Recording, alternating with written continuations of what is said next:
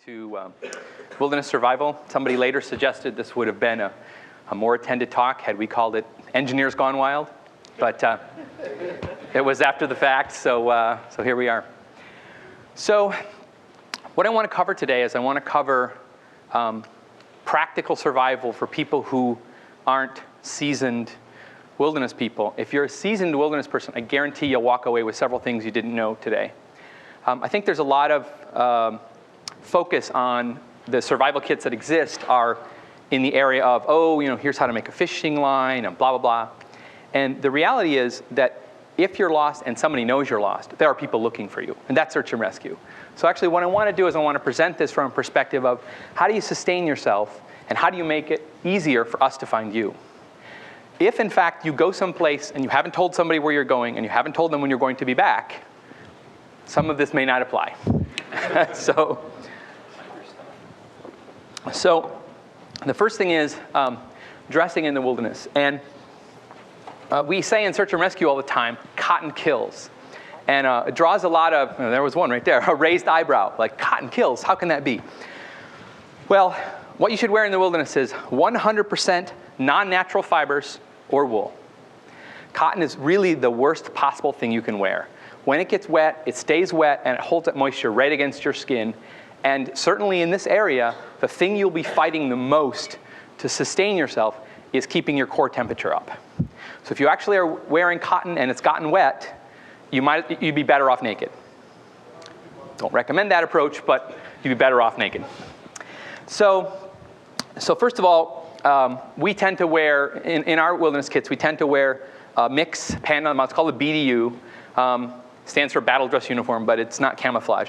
But it's half cotton, half polyester. It's kind of a blend. It's got all this special anti-rip stuff in it. And then on the top, we wear completely polyester shirts, because obviously this is where your core temperature is.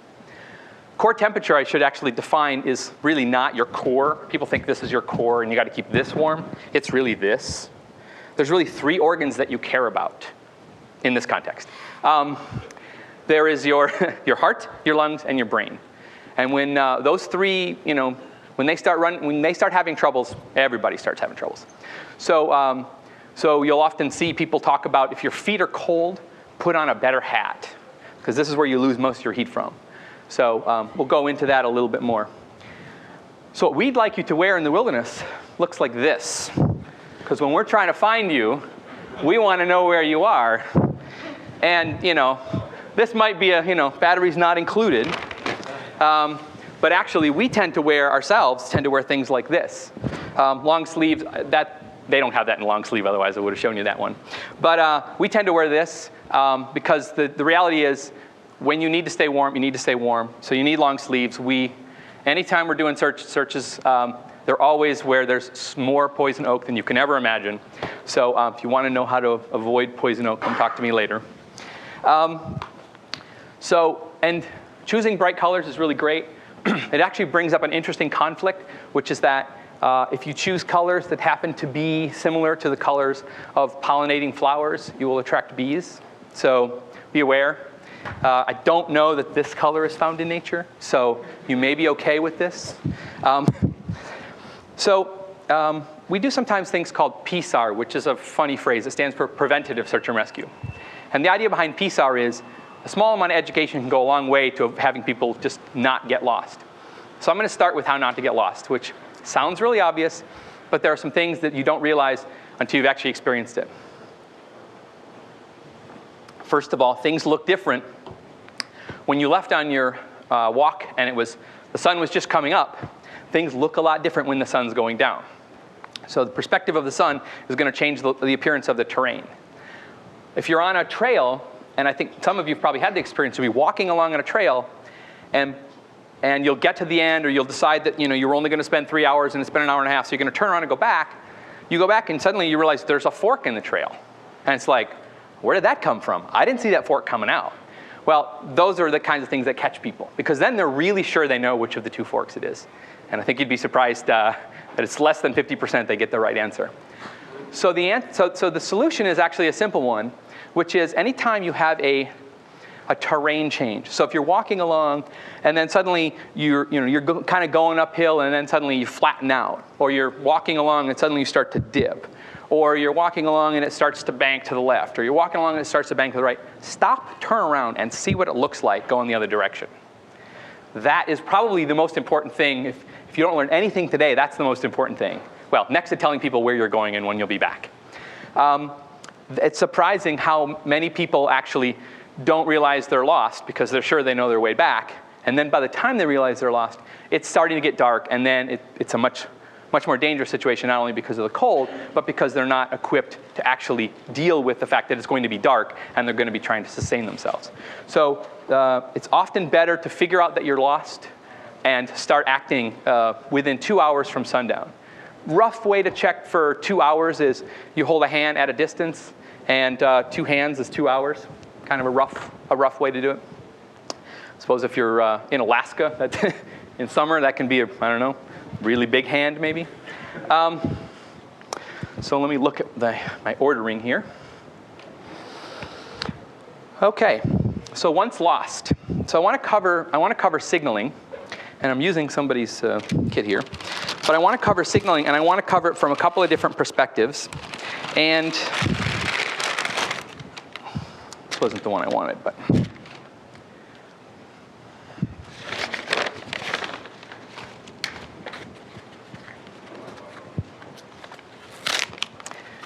I didn't go shopping just before the talk started, I swear. So signaling with a mirror is one of the most effective ways to signal in the daytime, okay? And when the sun's shining. Signaling with a mirror can actually get a signal 20 to 30 miles easily. It's not uncommon at all for people to see a 20 to 30 mile signal. Anybody have any idea what the longest known rescue was initiated with a signal mirror? Just anyone? It's 105 miles. Those are somewhat ideal circumstances. Probably a Coast Guard. Coast Guard makes an especially large and glass flat, et cetera, et cetera. Nothing in nature is flat. So if something's reflecting, it's man-made. And people know that. So before you can learn how to signal with a mirror, first of all, you have to figure out who you're signaling to. And that may be aircraft. That may be hikers. That may just be that you're signaling to an area that you believe to be inhabited. Either there's power lines that you can see in the distance that are there, or whatever. Because you may, in fact, not be mobile. You may have hurt yourself and you need to signal. So the first thing is figure out who you want to signal. The second thing is, if you're going to signal effectively, you need to know if you're right-eyed or left-eyed. Right-eyed or left-eyed. The longer version of that is right-eye dominant or left-eye dominant. So I bet most of you don't know. If you're a hunter and you're firing a weapon, you probably know intuitively whether you're right-eyed or left-eyed, because if you're right-handed and left-eyed, you're going to be a terrible shot using traditional position. So the way you can tell is put your hands together and make an opening, hold it up, pick an object that's somewhere in the distance, whatever, and if you think you're right-eyed, i.e. if you're right-handed, close your left eye, and if the object does not jump out of way, then the eye that's still open is your dominant eye. If you switch, you'll suddenly realize that when you're looking just through your non-dominant eye, the thing just jumps completely out of the way. Does everybody kind of get that? Make sense? You got it, or are you ambidextrous? So okay, so if you're right-handed, you're generally right-eyed. If you're left-handed, you're generally left-eyed. If you're actually one of the crossover positions, excuse me, you'll see hunters who are right-handed and left-eyed. If they look this way, they're actually not looking with their dominant eye, and they're not going to hit anything. So they actually have to lean across the barrel and look down with their other eye. So if you ever see somebody doing that, you'll know that there's probably a term for that. I don't know what it is. Okay. So if we had a simulated sun here, no chance. So here's the deal. I'm right-handed and right-eyed. So I'm going to put this. You want a flashlight somewhere? Nah, it's okay. I think people will get the drift. So I'm right-handed and right-eyed. So I'm going to put the mirror right up next to my eye, as close as I can. And I'm going to make what you would think of as a rear sight. Okay. And what I'm going to do is I'm going to close my non-dominant eye. I'm going to find the thing that I want to signal. And as I make this, as I align the sun, I will actually see the flash across my fingers. And this is how you aim. And though it starts out little here, it ends up being pretty large over there. So this mechanism is quite successful. And one of the things you want to do once you kind of get it going is you want to do patterns of 3. 3 is actually the international distress symbol. 3 of anything is the international distress symbol. I'm going to segue that into this little bit of a tangent. I'm going to segue. Anybody know what SOS stands for? Nothing. Nothing. So SOS, they wanted to basically come up with a signal that was 3 threes, right? And so and with Morse code, there's dashes and dots. So then they said, okay, we want these 3 threes to be in the smallest space possible. So that means 3 dots, 3 dashes because they're longer, and 3 dots. And the idea there is that anybody who really doesn't know anything about Morse code is going to recognize that pattern. And somebody later said, well, actually, if you divide that into 3 pieces, the first one would be an S, the second one's an O, and the third one is an S. But it's actually not done with spaces, so if you're into Morse code, you won't actually ever hear that space between them. SOS was some kind of reverse engineered acronym that came up. So this is actually a really, really good way to communicate to somebody where you are in the daytime. In the nighttime, and this was something I learned not too long ago from actually one of our special forces friends. So I love this one. This is, let's grab a different one. These are chemical light sticks. Chemical light sticks are really wonderful for this application. This says it expired 5 of 95, okay? So I'm going to prove to you that it hasn't expired. And I don't know why they have such aggressive expiration dates on it, but if you're frugally minded, they dump these things when they get closer to the expiration date, and as you can see, 12 years later, it still works. So it'd be really embarrassing if it doesn't work. So I am going to steal something here. It's almost the problem having too many toys in front of you. You can't decide which one you want to show. Okay. So, by the way, how many of you have trouble with your cordage, that it gets tangled? This is the way to go. I don't know what this is called. It's probably knitting by some people's standards. But it's a really, really incredible. First thing I do whenever I get cordage is immediately weave it up like that, and it never gets tangled. So, okay. So what's that? It's a daisy chain. Is that what that's called? I never really knew what it was called. I just know how to do it. So. Works well with extension cords too. Yeah, absolutely. So in fact, this case, you can do it a single or a double. So in the case of a double, right? And it's just wonderful. All I can say is it's just wonderful. And it doesn't take long to do. So, I don't actually have to undo the whole thing. I just thought I'd do it. It was fun. So when signaling during the night, you may want to be seen by aircraft overhead, or you may in fact want to be seen by somebody who is actually at a peer level with you, or even potentially below you. This actually is quite bright, and it has, the human eye tends to notice things which are perfect circles, perfectly straight lines. They don't exist in nature, right? So this, apparently the special forces guys really elongate this thing like to 10 feet or something, and helos can actually see them quite nicely. Some of us like to live dangerously. So, and then what's really nice is that you can make a signal. This will also, they have different hours and they have different brightnesses. So for signaling, they have some that only last 2 hours but are unbelievably bright. They make smaller ones, longer ones. These chemical light sticks are your friend, and they have a very long shelf life, as you can see. So I will get into hypothermia a little bit, or more than a little bit. I'm just sort of going with the prop-oriented things a little bit first here. So that's just called daisy chain. Now I know what that's called. Okay. The part of what prompted me to sort of propose this talk was the family that got lost, the Kim family, right? And some of the things they did were, in our search and rescue community, you can imagine the kinds of conversations that are happening. And one of the things that he did was he left, but he didn't pick a particular direction, and he didn't stick on that direction, and he didn't mark where he had actually been. So I thought I was going to be able to buy more of these today to show off. This is called flagging tape. I'm actually, tell you the truth, I forget what community uses. Arborist, maybe? I'm not sure. Is that what it is? Okay. Okay, and this is the friendly kind that biodegrades in the sun after a few days, few weeks, few months, whatever. This is actually, this is really good stuff, but this is kind of a chunky size, right? I mean, you don't want to have this in your survival kit. So what we do with our friend duct tape is the same thing we'll actually do with this. So what we do with duct tape, and duct tape is your friend in your survival kit. This is going to be one of the most important things in your kit, believe it or not. You have a big roll of duct tape, which is, go to Costco and you can't walk out with more than 7 of these, okay? We wind off onto something small, and you only need maybe 20, 25 feet or something. What I did here was I took some Post-it notes, thank you Google, wrapped it around a pencil, wound it off. Is that considered fair use or reasonable? I don't know.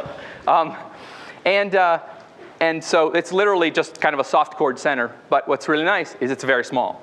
So we do the same thing with this. We wind off a few feet of this.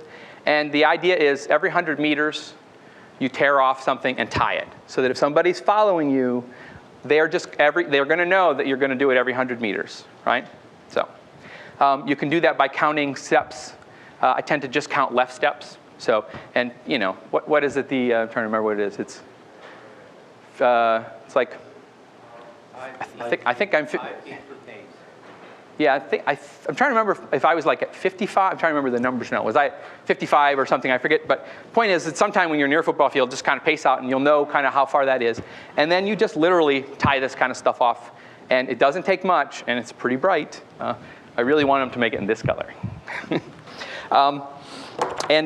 Communicating where you've been and communicating where you're going is really important. So the other thing is, if you're in a place, and this is harder in the winter, but you want to communicate where you're going, or at least where you think you're going, the directionality. So again, nature does not have anything that's perfect. So take a row of something, logs, rocks, anything, and make a straight line. If you make a straight line, aircraft flying over will see it. People on foot, if they have any altitude at all, will see it. Make something that's perfect. If you want to get the attention because you're actually in trouble, go with something like a triangle, an equilateral triangle. That's 3 of something, and it's a perfect shape. Okay? So and these things don't take a lot of effort. In many cases, you can, if you can find something to build this out of, you can communicate that, where you are and what you're doing. Okay.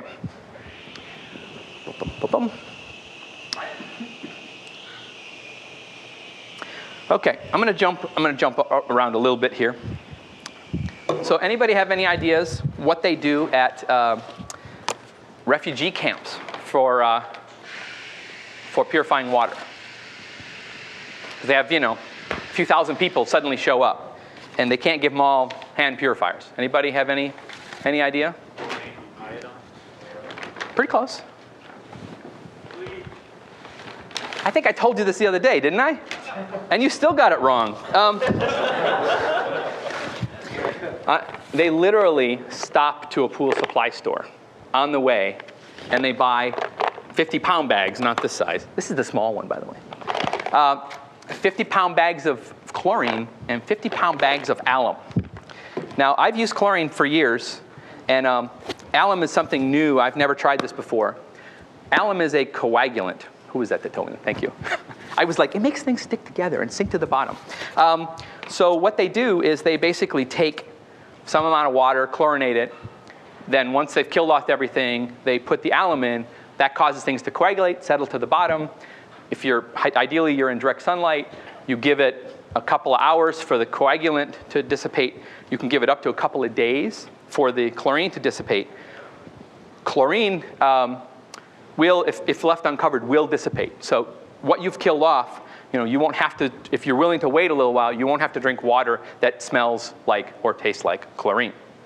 What's nice about this is it's, you put one of these in your kit. Oh, that's strong. People will never sit in the front next time, will they? You put these in your kit, and I bought, and I want everybody to grab one on the way home. I actually bought like little tiny Ziploc bags, right?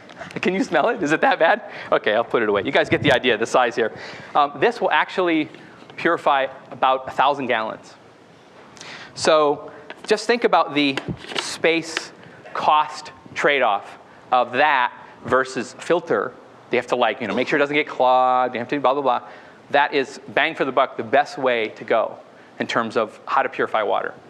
So then you say, okay, great. Now I've got water purification mechanism. All I have to do is carry along my 1,000-gallon container. I'm sure there's like a tricky way to open this, but you need something to actually collect water in. So this goes in your kit. This is a very useful thing that's in your kit because you can make any kind of shape out of it. If you're trying to collect water from an unusual location, if you have a fixed shape item, it's sometimes hard to get the opening of your fixed shape item in the appropriate place to catch water, be it water that's dripping or whatever. It also can be used for cooking. So again, what you put in your kit is something we can buy in bulk. By the way, I'm not selling kits. I'm not selling kits at all.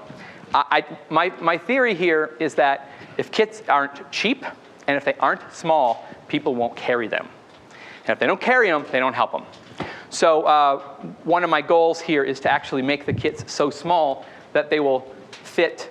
It's a two-part kit, and each part will fit in your pocket. So and this is kind of the size I'm shooting for. This is the size that I'm shooting for. Basically, kind of two things of this size. I think these are like back to school. Like you put your erasers in here, rubbers to some of you. So, speaking of that, these aren't made for what we're going to use them for.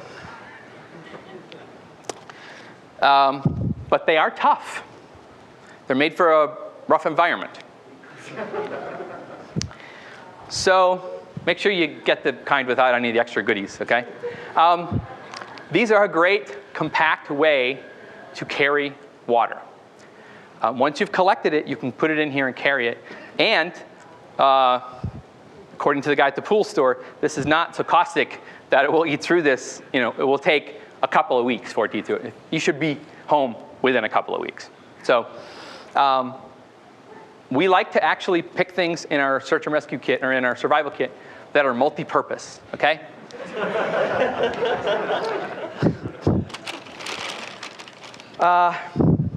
So let's talk a little bit about heat retaining. And yeah, I can't bend, so I'm going to have you this. So open this up and get into the heat retaining position, which is you're trying to reduce your surface area. So I don't know if you call it fetal position, but when you're down and you basically, the only part of your body that's touching is your boots. You are wearing boots in the wilderness, right, folks? Okay. Now, mind you, his hands are warm, okay? If you wait until your hands are really cold, your space blankets are not going to be your friend. You are going to spend a long time unwinding your space blankets. So these are like, you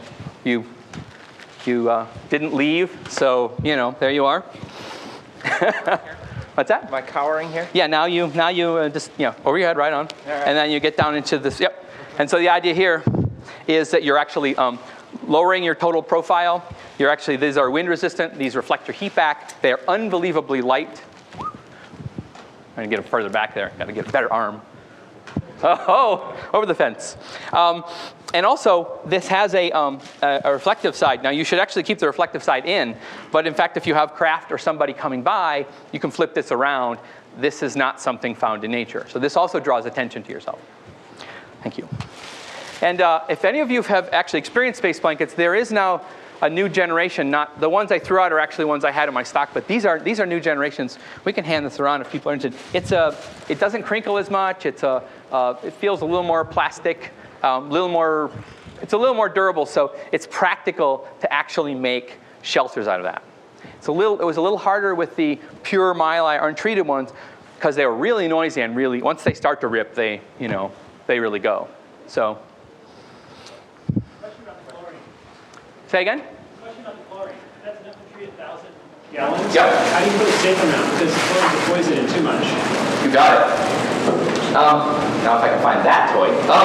So what I actually intended to buy, but couldn't find them in short order, this is a scalpel blade. And a scalpel blade is one of the most important tools in a survival kit is a knife, if you know how to use it. And in fact, if I could only take one tool into the wilderness and use it to survive, it would be a knife. For this kit, I wanted to make the kit so small that you would carry it. So in fact, just carrying a blade means that you can affix it to a handle if you need to. And in many cases, you're trying to do something fine enough that maybe you don't even need a handle. So what I brought were X-Acto blades. You know, this didn't seem like there was that much stuff in it when I started, but so I actually, because they're sharp, I put them in a special container. If you see me going ouch, ouch, you'll know what happened. So, okay, they are here, and you'll have to just trust me on that. On your way out, I want people to come by and pick up a little plastic bag, pick up their chlorine. Basically, you're going to be able to make a kit on your way out of here. And I asked REI if they would give me a bunch of bags when I was there. I mean, I wasn't there just before I started the talk, but if I were, they gave me a bunch of bags, and so you can actually make kits on your way out. If I had more time, I would have made them beforehand, but instead, you'll get to be hands-on. So the answer to your question is, you use one of these X-Acto knife blades, and you essentially just scrape in a very small amount, right? And the point is that if you put in too much, one, you won't be able to drink it because it will really be truly repulsive. Iodine has a danger because iodine doesn't have much of flavor, and if you overdo iodine, you can shut down your, I always forget which one, kidney? Liver, kidney? Which one is it? One of those organs, one of the things you need. And so I don't like to use iodine because if you overdo it, you don't know it until it's too late. And with the alum, I actually don't know. This is a bit of an experiment for me here as well. So we'll read the instructions and see what it says. Same as chlorine or different? So I'm a little bit old school in this stuff. So I don't even know if you can go to a pool store and get bromine. And you can? Okay. Because I actually, the reason I like this stuff is that it's stable, and they've actually put stabilizers in here. So these things have a shelf life of, I don't know, 5 years or something. In the older days, chlorine, they didn't have it stabilized, and if it was in powder, if it was in this tablet form, it would only be good for a few months before it would start to go bad, or whatever chlorine does when it stops doing what it's supposed to do. So in that case, I don't really know if bromine is better or not, but I know that if you go to like REI or whatever and you buy all these like individual little tablets, now you're in this position where I've got this tablet and how much water should I put in it, or do I break the tablet or not? It's better to start with something big and then just kind of shave off what you need. That thing will last you, many years. So, how are we doing on time? Because do you have any idea here? Oh, so we're halfway. Okay. Okay. So finding water. I talked to you about purifying water. How about finding it? Probably should have done it in the other order here. So there's several ways to find water. And one of the best ways is to actually get up early and take a bandana and actually go collect it off things which have collected dew. That's a very, very convenient way to go about it. Also, if you get up and it's frozen, it's water, right? So that's another way is to find, the nice thing about it is that if it freezes, only kind of theoretically H2O freezes. So some of the things that might have settled at the bottom may not be part of what freezes, depending on the temperature and such. So another thing is to go grab the ice that's out there, collect it. Don't pop ice in your mouth. People think that when they're in the wilderness and they find snow that they need water, they just pop it in there. If you can, melt it first, because it takes a lot of calories for your body to deal with the fact that you've just put all this cold water in your mouth or cold ice in your mouth. And now you have to replace those calories with food, and that's probably something that you're having a hard time with at that point in time. So people sometimes call it the rule of threes. Sometimes, I don't really think it's threes, it's more like fours. You can last 4 minutes without air. You can last 4 days without water. You can last 4 weeks without food. So if you realize 4 days versus 4 weeks, food is not your most important priority. And if you ever get a survival kit from somebody and it has, sugar or any food type inside of it, take it out. The number of people who've been accosted by bears because the survival kit they have, they didn't know actually had, sugar in it. Thank God, sugar's going to save my life. Bears have such good sense that they can actually smell the sweetener in toothpaste, and so. If you decide you want to brush your teeth in the wild, take baking soda with you. Don't take anything that has a sweetener in it. You'd be surprised how many things sweetener finds its way into. So, except for like that Tom's of Maine, that stuff not very sweet at all. Yeah, sure. And by the way, you're free to interrupt me just as long as you remember where I was. What you just said makes great sense if you're really deep in the wilderness or whatever. There are different kinds of survival kits that can be struck. In some situations, having food is probably a good thing. Are there better foods that don't have sweet? Like, what would you recommend as a very stable food that will last a long time in case you forget to change it, that you stick in somewhere, for day outings kind of thing where... So part of the reason why I sort of didn't want to include food besides the bear aspect is that we have so many really good, energy bars and things like that are sealed and are dry and, blah, blah, and they'll last forever and they have really good carb content stuff. I think that for most people, when they get into a panic situation, they're going to burn more glycogen, and they're going to need more glycogen because that's what your brain essentially requires is glycogen. If you run out of glycogen, if you're working out and you just run out of sugar, you pass out, right? You'll never run out of fat. So having hard candy available is a really good thing to have in a kit. I tend to think of them as you have food and then you have your survival kit. And if you happen to carry them at the same time, that's your choice. But you should know which is food and which isn't food. So this actually brings up the sort of psychology of being lost. Your biggest enemy when you're lost is your own mind. Apparently, human beings are the only animals that can scare themselves the way we can scare ourselves. We intellectualize about what could happen, what could happen, what could happen. So the common knowledge, common wisdom here is that you stay busy, right? You always do something, even if it's wrong. You always do something that makes you feel like you're actually doing something to change your situation. The military has a great phrase. They say, do something, even if it's wrong, not too wrong, but even if it's wrong, because if you do something that's wrong, you can correct from it. If you never make a decision, you have what's called analysis paralysis, and you go nowhere. And it feeds on itself. So be very active in your own recovery. Be very active in thinking about what your options might be. And also, don't bank ever on one option. All your eggs in one basket, right? If you signaled and you think somebody saw you with your signal mirror, don't just use that, right? Use other mechanisms. Make sure, cover all your bases. But stay busy. And also, we'll cover shelters in a little bit. Is there a board I can write on here? Yeah, there is. Okay.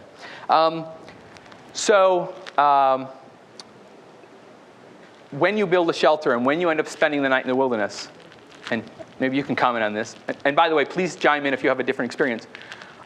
If you're in a survival situation and you're not really well prepared, don't expect to sleep at night, right? Expect to survive and make it to morning, but don't really expect to be getting comfortable enough to sleep. People have to find that nighttime is where their head plays with them. And it's 2 o'clock in the morning, 3 o'clock in the morning, you've been cold for a while, your head is just playing with you, and that's the toughest time of your whole survival experience. And then as the sun comes up, just like, oh, it's a new day, right? You in fact, you start to become more, more optimistic about what can happen. Or the sunlight's hitting your eyes and you're getting whatever the drug is that gets released in the brain when light hits your eyes. And so just think about the nights as just surviving them. And during the days, you'll be warm. You'll probably have some time on your hands, so you'll be able to sleep. So don't worry yourself sick by the fact that you're not really sleeping at night. And there are some people who say you shouldn't sleep at night because sometimes people fall asleep and never wake up. But again, the attitude is everything.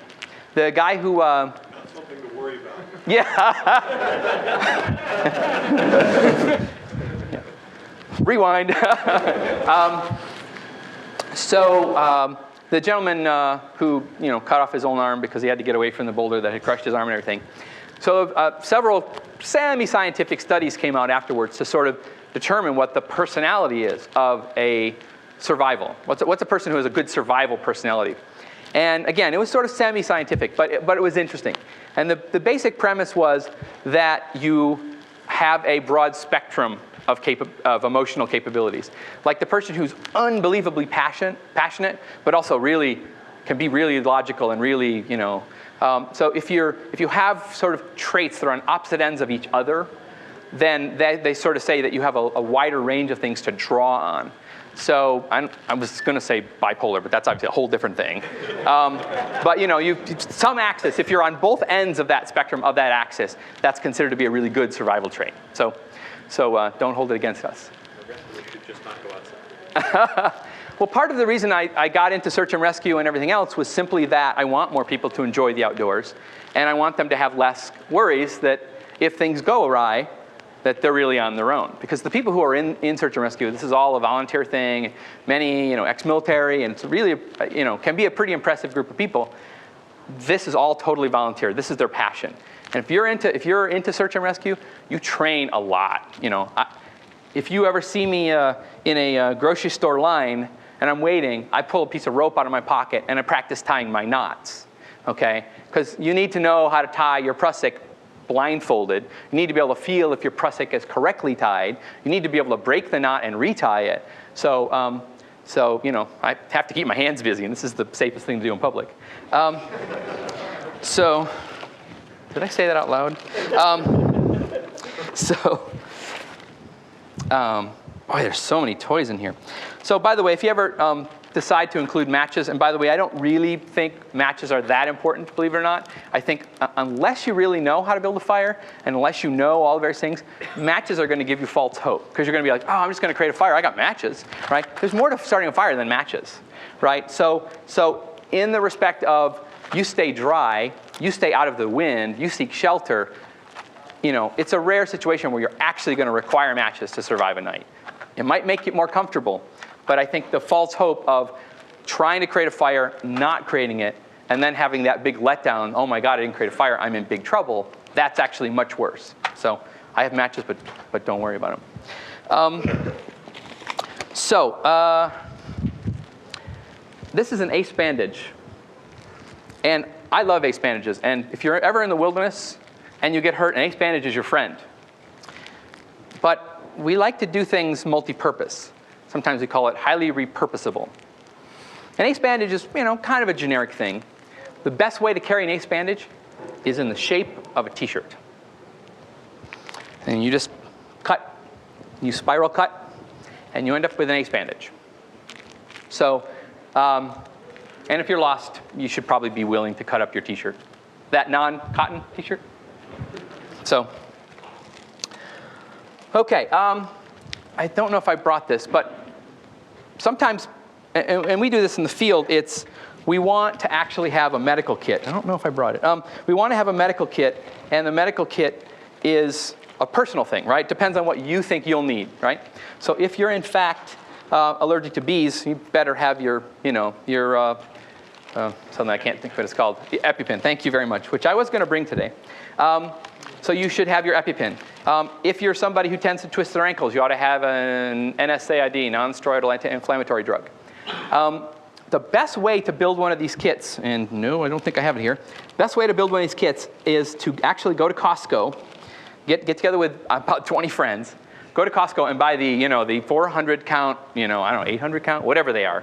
The many count thing of acetaminophen, also known as Tylenol, diphenhydramine, which is also known as Benadryl, absolutely, I forget what it's called, but the anti-diarrheal medicine, right? Because if you get diarrhea in the wild, you're going to lose a lot of moisture, and that's not going to be good for you. Buy all these in the large quantity, and then we buy fly fishing tackle boxes, the little tiny thing like this, and you can put about 2 days worth of each medication in each of the little compartments, and you have 6 or 8 or whatever the thing is. And the most expensive part of that is the tackle box, because you'll end up paying about $2 for your emergency medical kit, or, your emergency over-the-counter medicine kit. If you're a parent and your children have ever had an allergic reaction to anything, and I mean just like hay fever, buy an EpiPen. An EpiPen is synthetic adrenaline.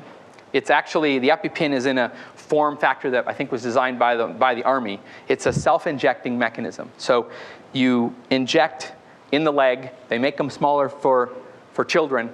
And what the EpiPen does is the EpiPen actually helps you deal with anaphylactic shock. And if somebody has ever had an allergic reaction to something, that means that there's potentially something out there that maybe they've even interacted with before that will, in fact, cause them to have an anaphylactic shock. And there have been lots of stories of people that never been allergic to anything in their life, and they ran into something they never ran into before, and boom. Anaphylactic shock is where your respiratory tissues essentially swell shut. And once they've swelled shut, there's nothing anybody can do for you. You're done. So an EpiPen is synthetic adrenaline, which is a vasodilator. And that vasodilator will, in fact, cause the swelling to go down. And it's the only thing that will save your life in that situation. If I can only take one medical device or medical mechanism into the wilderness, most everything else I can live without. I might be in more pain or whatever else. But when you need an EpiPen, that is the only thing that will save your life. And don't get just one. Because the first one will cause it'll stop the swelling from continuing. But after the adrenaline wears off, the body's pretty good at absorbing that. It could actually start up again. So they say minimum of 2, realistically 4. You have to get a prescription from a doctor, but as far as I know, it's not an abused substance, so I don't think you'll have any trouble. I don't know how you'd abuse it, but I guess people are adrenaline junkies, so it's possible. So now we are recording, so I shouldn't say this, but it's also dual purpose. So if you've ever seen, thank you Hollywood, if you've ever seen Hollywood where they show somebody flatlining in an emergency room, beep, and they say, oh, quick, he flatlined, let's shock him. Okay, first of all, that's completely wrong, right? You never actually shock somebody who's flatlined. If somebody who's flatlined, there's only one thing that will get the heart started, epinephrine. Okay, the only thing that will get the heart started. The reason you actually use an AED is you've got the heart is actually beating, it's just out of sync. The 4 chambers have to all kind of operate in synchronicity. So the heart's actually like working really hard, it's just no blood's going anywhere. So what the AED does is essentially cause them to have a muscle contraction, causes the whole heart to have a big muscle contraction. And then when it lets off, and the hope is that the heart will sort of pick back up. So now when you're watching with your friends, you can say, oh yeah, those people have no idea what they're doing.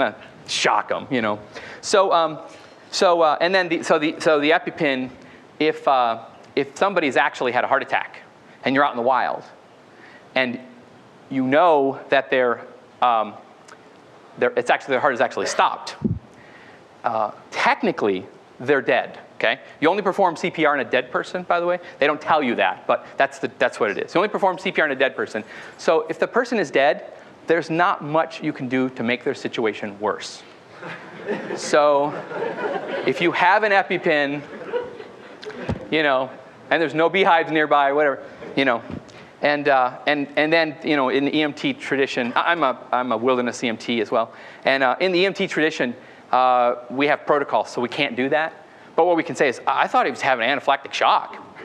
It looked like that to me, I'm just not very good, but that's what I thought it was, yeah. So is this a Pulp Fiction scenario? Because shooting somebody in the leg with an EpiPen and the heart's not beating is not going to get the adrenaline to their heart, right? So you have to... So actually, the circulatory system and the body tends to diffuse. So when you put something in, if these things go right into the muscle, and they will actually be absorbed to the system. It's better if you actually do it closer up to the heart, right? But I'm not really comfortable giving anybody advice on that. So the point is that, if you get the wrong place, Robert said, just stab it somewhere nearby. No.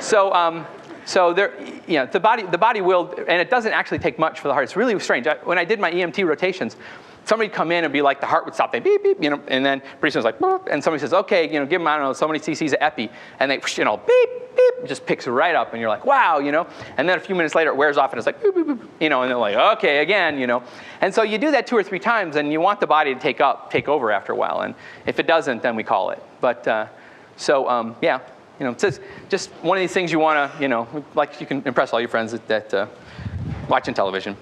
Apparently, George Clooney, when he was doing ER, kept saying, said EKG, kept saying KGB, and they couldn't get him to stop saying that. So I wonder what that was all about. Let's see. So, okay. Okay, I want to jump to interacting with wildlife a little bit, because this, I think, is something people are interested in. So first of all, there are big things and there are little things in the wild that you need to know about. The big things are bears, mountain lions, and what was the other one? I forgot now. Well, what mammal other than man is responsible for the most deaths in the United States every year? What's that? Mammal?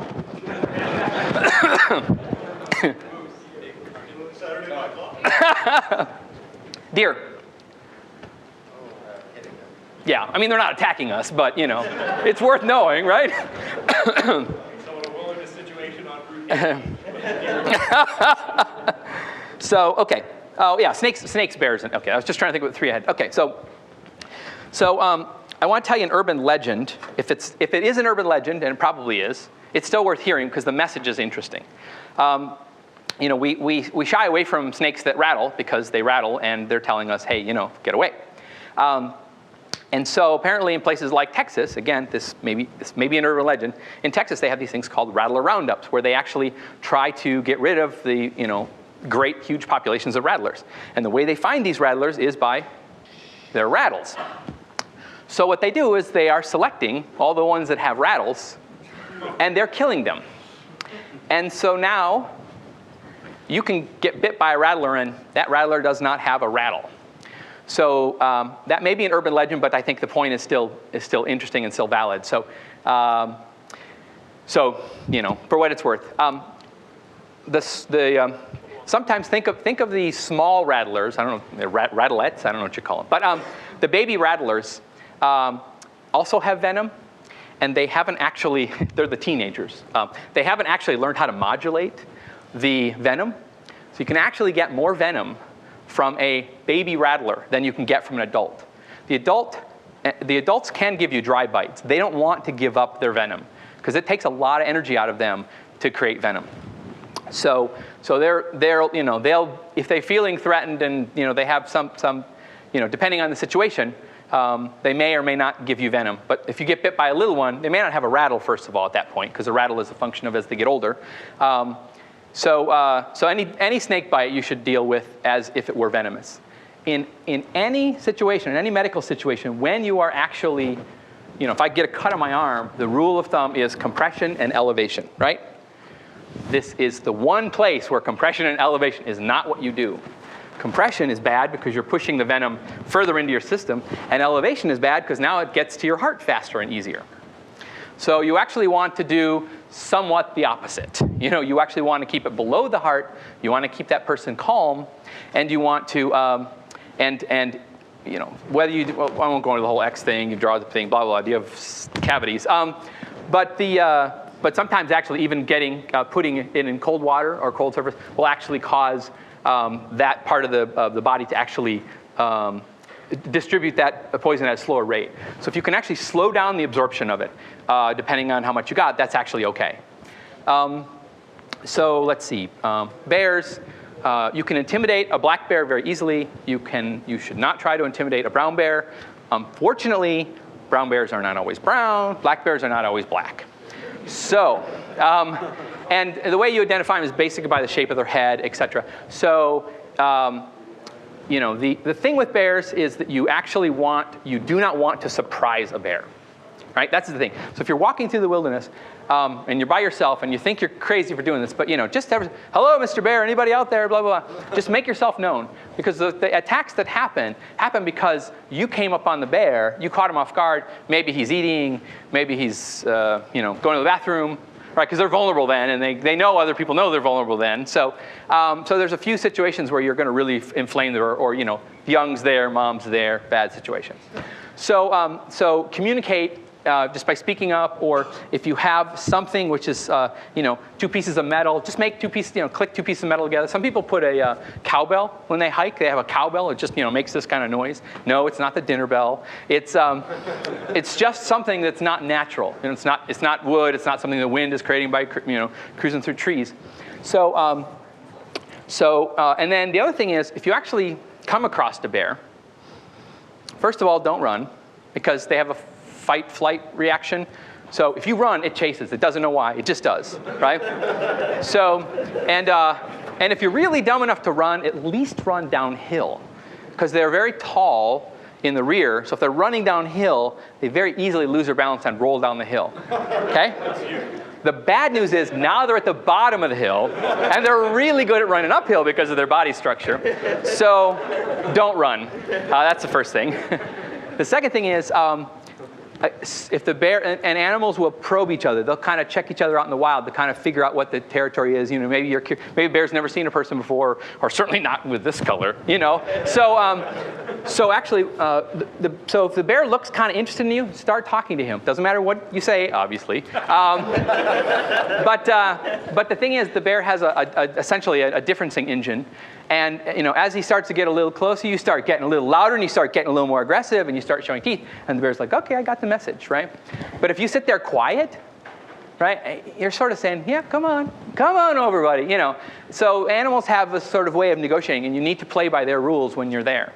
So just start talking to this bear, and in many cases they'll be like, yeah, whatever. I got some berries over here. I'm going to go. And then, I think everybody knows, if you're ever attacked by a bear, you're uninteresting if you're dead. And so you play dead, and one of the key things is you always stay face down. So if the bear grabs you and kind of flips you over, your momentum carries you all the way around, and you end up face down again. So, but, those are pretty rare. The key thing is, don't surprise a bear.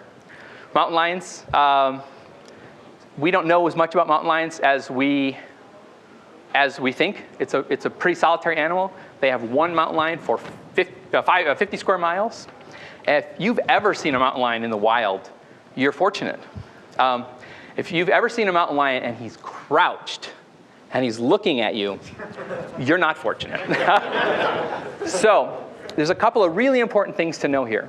First of all, if you kind of see him and he's just kind of, you can kind of get him in profile, it's all good, okay? But everybody's had or seen at least a house cat, okay? If you've seen a house cat, the way they sort of stalk and everything, you'd be surprised how similar it is to a mountain lion. So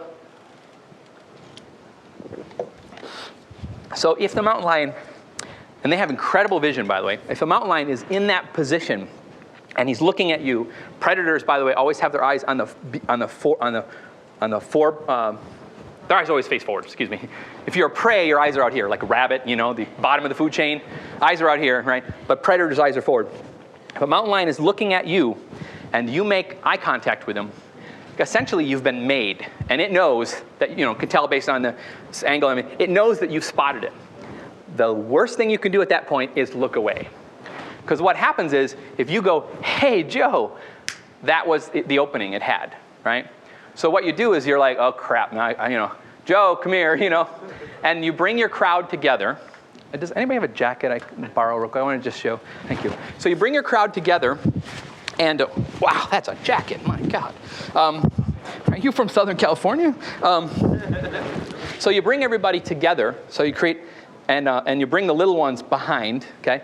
And a mountain lion's model of the world is everything's a deer or some derivative of a deer, right? So, and a deer's got a big neck, and his jaw is entirely designed is literally perfect, through evolution, if you believe that stuff. That actually causes, I had to say that, that actually can separate the vertebra. So to a mountain lion, the more you look like a deer, the more the more you look good. And by the way, some people have salt licks in their backyard because they want to bring the deer close to the house because they're so beautiful. With the deer come the predators. So if you put a salt lick out and your family pets start disappearing, you know why. So one of the things you want to do is you want to make yourself bigger, okay? Something like this makes you bigger, and it also starts to break up the pattern. Where's the neck? Okay? Because that's what they're all about. I need to know where the neck is. Where's the neck? Okay? Get together like this. If you actually have a space blanket, they make a lot of noise. They got a weird kind of shininess to them. Those are great for the same thing as well. Tell your friend to take his face. Yeah. Tell your friend, yeah. You don't have to run that fast. You just have to outrun your friend. So then the other thing is, and we don't really know why, but there's a really unbelievable affinity for children. Like mountain lions have been known to go past, like old decrepit adults, right? They're really easy targets on the edge of the woods to go out into an open field, which is much harder, much more risk, to go after a child. We don't know if it's the sound, simply the size. We don't know, but they're especially interested in children. But what you don't want to do, you make eye contact, and what you don't want to do is bend down to pick up your child, because what are you starting to look like here? Anybody kind of seeing the pattern here? So this says, oh yeah, I could be a deer. Sure, why not? And the mountain lions that tend to attack people, as far as we know, and we don't have that much data, they are the really young, and they haven't quite figured out what they're doing. They're the really old, or they've been injured in some way. And for mountain lions, one of the worst things they can do is break a tooth. Do they call them canines on a cat? I don't know. This is a dog name, right? But if they break one of their 4 teeth, their ability to be a successful predator has been substantially reduced. So in that case, sometimes they'll go after easier prey, and we look pretty easy. But mountain lions are pretty rare, and if an attack ever occurs, they get really fixated on who they're attacking. Right? So if you're there with your buddy and he's being attacked and you're thinking to yourself, okay, if I try to help, that thing's going to turn on me. And I love my friend, but I don't want to be on the receiving end of this. We don't know exactly why, but they're unbelievably fixated. So if you go up, and you kind of help pull it off, the mountain lion will just be like, and he'll go right back to where, who he's trying to attack. A very successful strategy is eyes. Go for the eyes.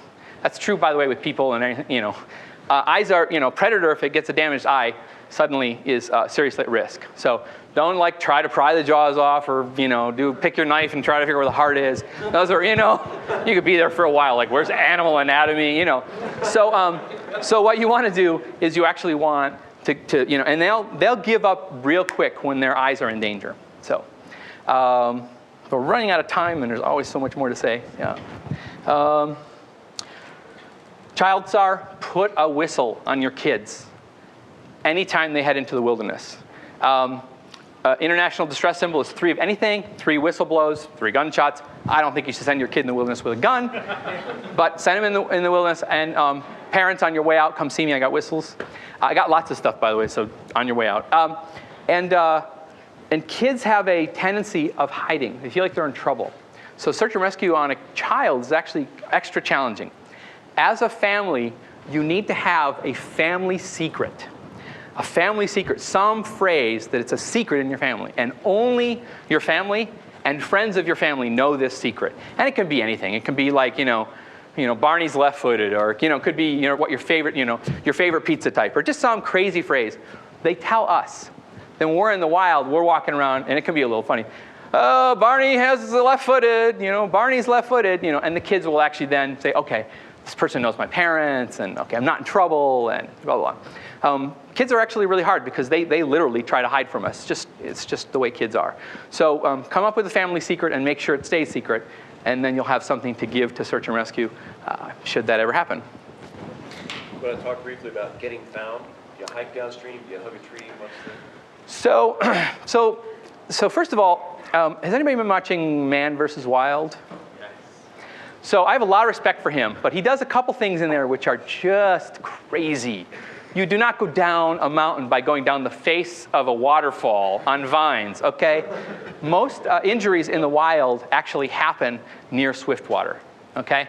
And so, you have this love-hate relationship with water when you're in the wild because you need it, you want to get to it, you want to get your water, where it's fast-moving and cold, but at the same time, it's easy to get hurt, it's easy to get pulled away, and if you get pulled into the water and you find yourself floating downstream in some river, feet up, feet forward, feet up of course, but feet forward, and if you come across something that looks semi-submerged, do not ever try to swim under it, because there's a good chance you'll never come up, because they're sweepers. They're essentially trees that have fallen down and been pulled down, and if you get in there, you'll get stuck and you'll just be held down and you'll drown. So we go through all this crazy training where we're going down the river and we see this thing and we try to push ourselves and jump over, swim over, not really jump, but, and it's hard, it's really hard. So stay away from the water if you can. It's the most dangerous place. If you're completely in the absence of all roads, going downhill and following the river is the quickest way to find civilization.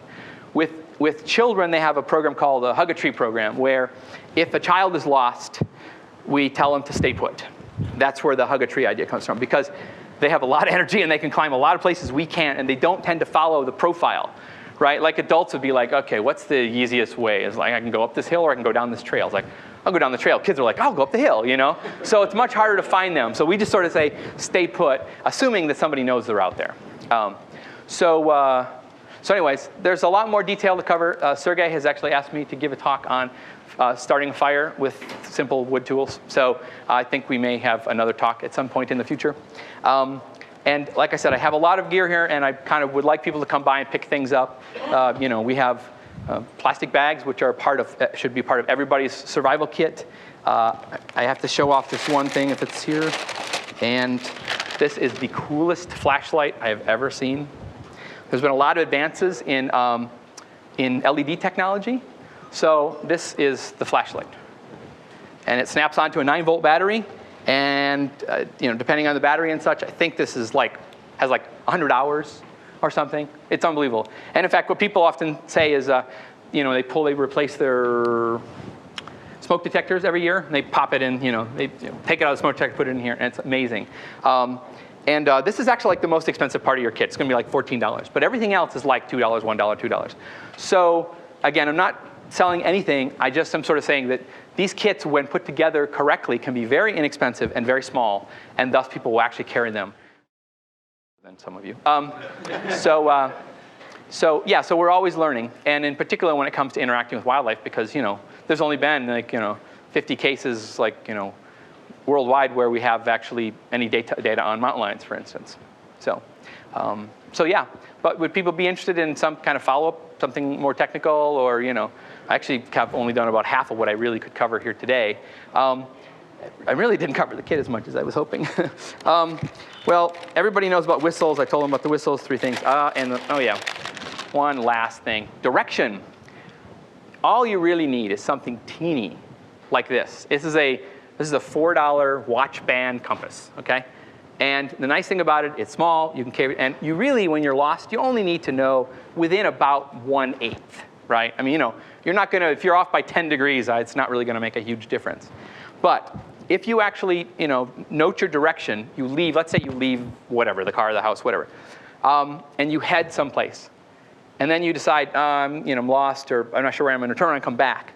And you think, okay, I went due north, so now I'm gonna turn around and go due south. If there is actually if it's on a road or something like that, don't try to go straight back. Because what'll happen is you'll go straight back and you'll get to the road and you'll say, okay, so it's either to my left or it's to my right. So the best thing is to just aim off by 10 degrees so that when you hit the road, you have to go right.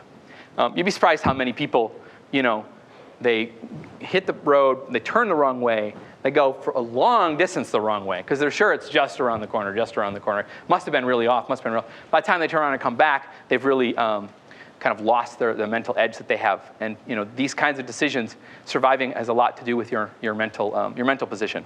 And so a lot of the advice I'm giving is things that, don't practice what's the phrase I want? Don't practice debilitating behavior. Don't practice what's the phrase I'm looking for? Help me here. Thank you, that's it, what you guys said. So I would love to do more, so maybe we'll set up another one, and thank you for your patience. And please come by and pick up stuff, because otherwise I have to carry it home.